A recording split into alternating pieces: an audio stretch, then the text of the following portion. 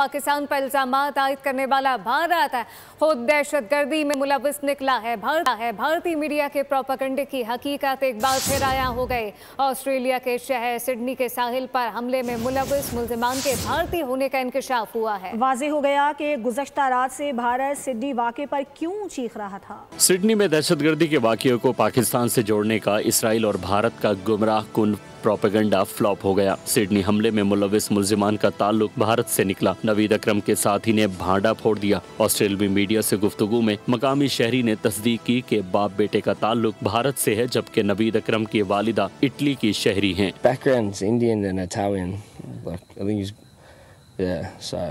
His mum's Italian, right? Yeah, his mum's Italian, yeah. Dad's Indian, yeah. Yeah. So, mate, I mean, of all the people to... You wouldn't expect it.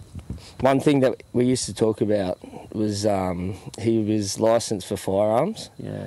So I think that is one of the things that sort of needs to be. Hizb रिवायत हमले के फौरन बाद भारत और Israel ने पाकिस्तान के खिलाफ जहरीला प्रोपेगेंडा शुरू कर दिया। इसराइली अखबार यरूशलेम पोस्ट ने बगैर किसी सबूत के हमलावरों को पाकिस्तानी करार दिया, जबकि रॉ से मुंसलिक सोशल मीडिया अकाउंट से भी हस्ब आदत पाकिस्तान के खिलाफ मुतहर्रिक हो गए। पाकिस्तानी हुक्काम के मुताबिक हमलावर के पाकिस्तान से ताल्लुक का कोई सबूत नहीं मिला, न पाकिस्तान में उनके खानदान का सुराग मिला। पाकिस्तानी ऑस्ट्रेलवी कम्युनिटी भी दोनों की शनाख्त से लाइल्म है। ऑस्ट्रेलवी हुक्काम के मुताबिक साजिद इकराम 1998 में स्टूडेंट वीज़े पर ऑस्ट्रेलिया आया। 2001 में ऑस्ट्रेलवी खातून से शादी के बाद पार्टनर वीज़ा हासिल किया। साजिद इकराम गुज़श्ता 10 बरस से एक गन क्लब का मेंबर था और उसके कब्जे से 6 लाइसेंस शुदा हथियार भी बरामद हुए हैं।